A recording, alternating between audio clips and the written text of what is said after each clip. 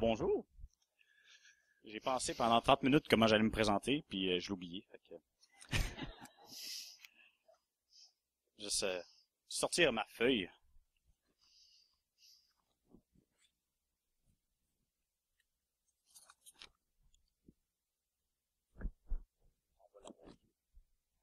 Alors, mon nom c'est Pierre Turgeon, je viens de la ville de Québec.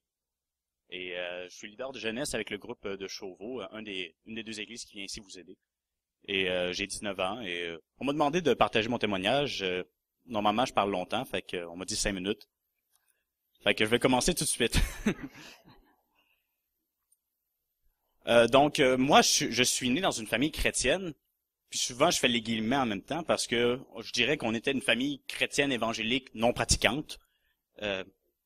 On n'allait pas à l'église vraiment, on parlait pas de Dieu, mais on était chrétiens. Ouais, c'est ça, en tout cas. Et c'est ça. Mon père était agent de service correctionnel au fédéral dans les grosses prisons qui avaient beaucoup de violence. Puis le gros problème qu'il y avait avec ça, c'est qu'il ramenait cette violence-là à la maison. Alors ça c'est tout au début de ma vie, mes parents étaient encore ensemble et il ramenait cette violence-là à la maison de façon verbale et psychologique et surtout physique. Je me rappelle, moi, les plus vieux souvenirs que j'ai, c'est un peu triste, mais c'est ça. C'est des objets qui sont lancés dans la maison, des beaux tableaux que ma mère faisait qui étaient brisés, des cris, des choses pas le fun à entendre. Et il y a un soir que mon père, on sait même pas pourquoi, je lui ai pas redemandé parce que c'est un peu maladroit de lui demander. Un soir où il a pris un des fusils qu'il y avait, puis qu'il a tiré dans la maison dans un mur pour aucune raison particulière, du moins qu'on sait. Peut-être qu'il y avait une dispute ou quelque chose, mais à ce moment-là, ma mère, elle, qui avait eu peur pour notre vie à nous, les enfants, a décidé que c'était temps qu'on sorte de la maison. Et donc, par les années qui ont suivi, quelques temps après, ils ont divorcé, les causes, la violence, l'adultère qui se faisait des deux côtés. Et ma mère qui disait, c'est dangereux pour les enfants qui restent là. J'avais juste 3 ans quand c'est arrivé. Fait que, c'est ça. Les conséquences. Je voyais juste mon père une fin de semaine sur 2. Des fois une fin de semaine sur 4. Fait que moi, en tant qu'enfant, la chose qui s'est passée dans ma tête, c'était, coudonc, mon père m'aime pas, il veut plus me voir. Et ma vie a tout tourné autour de ça, de se dire, il faut que je trouve une façon que mon père m'aime. Une façon de l'impressionner et de faire qu'il me regarde. Et toutes ces façons-là ont un peu dévié ma vie, au lieu de regarder vers Dieu, regarder vers mon père. La première chose que j'ai tenté de faire pour impressionner mon père, c'est de faire du dessin. C'est drôle, mais c'est ça. Alors, je commençais à faire mes dessins, mais c'est ça, il y avait aucune fixation sur Dieu. Même si on en parlait des fois à la maison, j'avais aucune idée c'était qui Dieu, puis la seule chose que je voulais faire, c'était impressionner mon père. Quelques mois après le divorce, ma mère, qui est assez vite en affaires, s'est trouvée un autre homme. Lui, il était calé dans les Écritures, il lisait la Bible en grec, c'est quand même impressionnant. Fait que moi, un petit bout de 4 ans, à l'époque, j'ai appris à lire le grec. Je m'en rappelle plus, demandez pas pour les questions, mais à 4 ans, j'étais capable. Et c'est ça. Et à force de parler avec lui de la Bible, les rares fois qu'on le faisait, à un moment donné, il m'a installé devant un documentaire sur l'Apocalypse à 4 ans.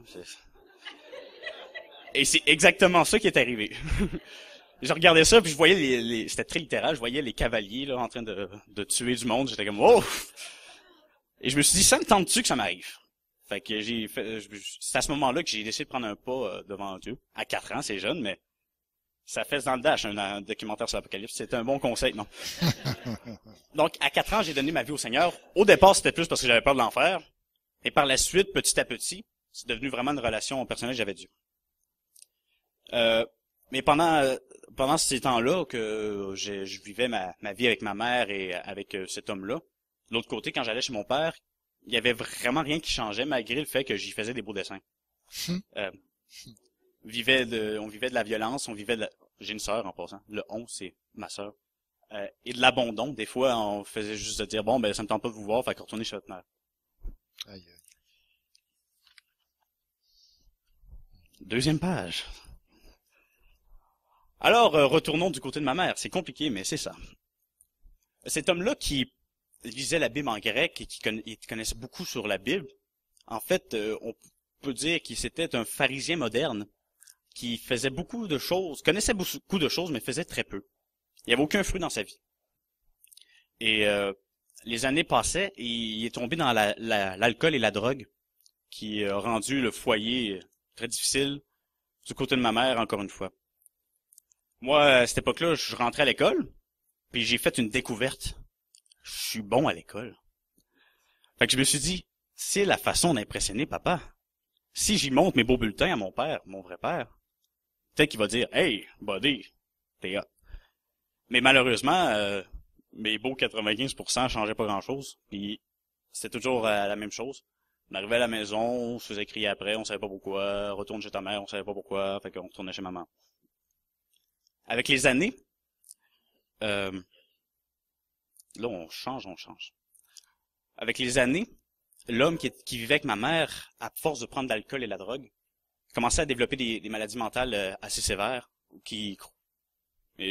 en tout cas, il pensait qu'il y avait des micros partout dans la maison. Il faisait de la paranoïa, un peu de schizophrénie et tout. Et c'était très dur à la maison. Je me rappelle avoir vidé des bouteilles de bière dans l'évier parce que ça me tentait pas de le voir continuer dans ce délire-là. J'ai découvert une autre chose à cette époque-là. J'étais bon au hockey. Mais bon, là, c'était bon, là. Je savais pas patiner, mais j'étais bon au hockey. J'étais gardien de but, ça explique quelque chose, non? Alors j'ai commencé à jouer au hockey, j'étais gardien, puis les choses allaient bien. Puis j'ai montré ça à mon père et ça l'a marché. Mon père commençait à me regarder et dire, hey, ça torche. Fait qu'il m'amenait à mes games, il m'amenait, on a tout fait de hockey qui pouvait se faire. Je jouais au hockey l'hiver, le printemps, l'été, ben l'automne ça recommençait pour l'hiver. Et à un moment donné, c'est arrivé que j'ai eu le choix entre aller à l'école L'Eau-Vive, qui est une école chrétienne, ou aller à l'Académie Saint-Louis, qui avait un programme intensif de hockey. Du hockey chaque jour, oh que c'est plaisant. Alors encore une fois, au lieu de me demander qu'est-ce que Dieu voudrait de moi dans ma vie, je me suis dit, bon, ben je vais aller faire qu'est-ce que ça me tente, je vais essayer d'impressionner mon père, je vais aller à l'Académie Saint-Louis, apprendre à comment gauler mieux.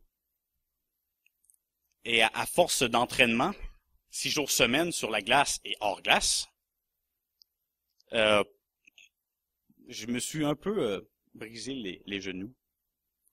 Fait que à un moment donné, j'étais plus capable de jouer du tout. Et j'étais vraiment fâché contre Dieu à cette époque-là, parce que je me disais, mais pourquoi est-ce que tu m'enlèves la seule chose qui permettait que je pouvais avoir une relation avec mon père? La seule chose que j'étais capable de faire pour montrer, pour qu'il me montre de l'amour. Fait que de peine et de misère, moi, je me dis, bon, on va aller à l'école L'Eau-Vive, il n'y a rien d'autre à faire. Puis sans m'en rendre compte, à ce moment-là, c'était vraiment Dieu qui m'avait dirigé vers un chemin qui était meilleur pour moi. Il s'est dit, je veux pas que tu fasses du hockey de ta vie parce que tu vas devenir pas correct, mais je veux que tu ailles à l'école L'Eau-Vive parce que je veux que tu me sers. Fait que, à ce moment-là, dans ma vie à la maison, l'homme qui était dans l'alcool et la drogue et qui a commencé à développer des maladies mentales a décidé juste de nous abandonner puis de plus nous voir. Hein.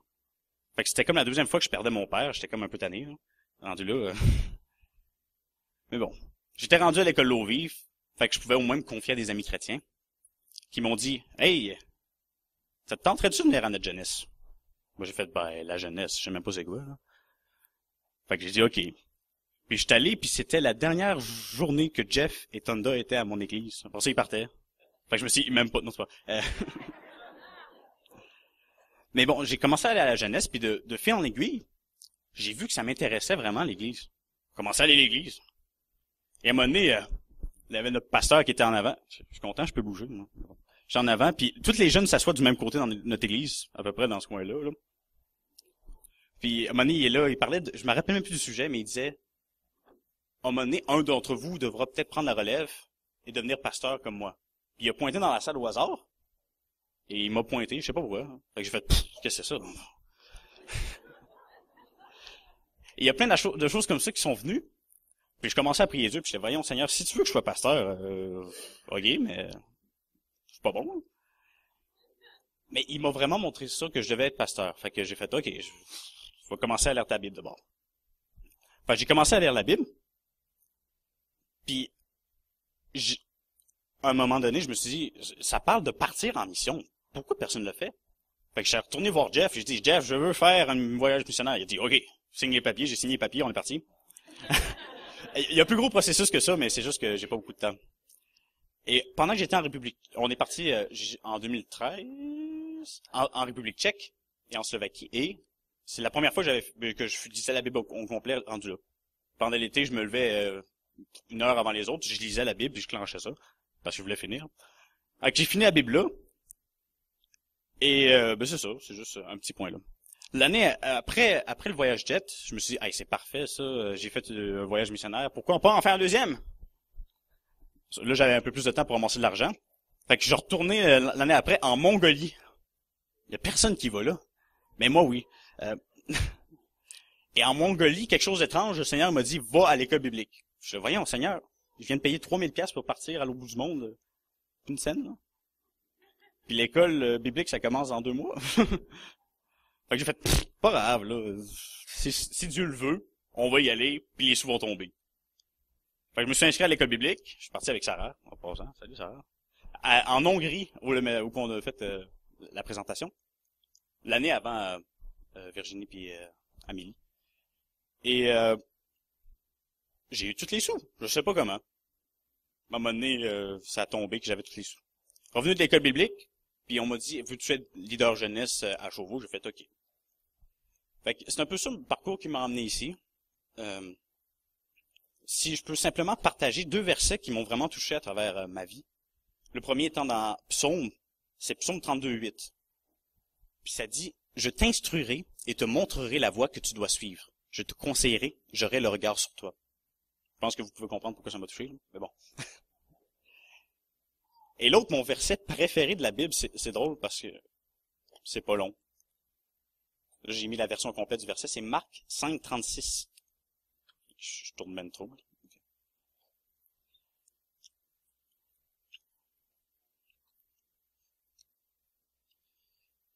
Mettre un petit contexte, Jaïru, en tout cas, il y avait un chef de la synagogue, sa fille était en train de mourir. Jairus. L'école biblique en anglais, c'est ça que ça fait. La fille est en train de mourir, et tout d'un coup, il y a un serviteur, Jésus s'en va avec lui vers la maison. Tout d'un coup, il y a un serviteur du chef de la synagogue qui vient le voir et dit, ça sert à rien que tu viennes parce qu'elle est morte. Puis la réponse que Jésus donne, je trouve ça vraiment frappant. Donc, 5:36, ça dit, mais Jésus, sans tenir compte de ses paroles, dit au chef de la synagogue, ne crains pas, crois seulement. Puis je pense vraiment que c'est un verset qui devrait guider notre vie. Puis ça, c'est un verset qui a guidé ma vie à travers les années. Juste, ne crains pas, crois seulement. Peu importe ce qu'on va te dire, crois seulement, puis les choses que je te dis, je te dis, vont arriver. Fait que j'espère que ça va vous encourager ce matin. C'est un petit témoignage de ma vie et on va se parler cette semaine, j'espère. Fait que,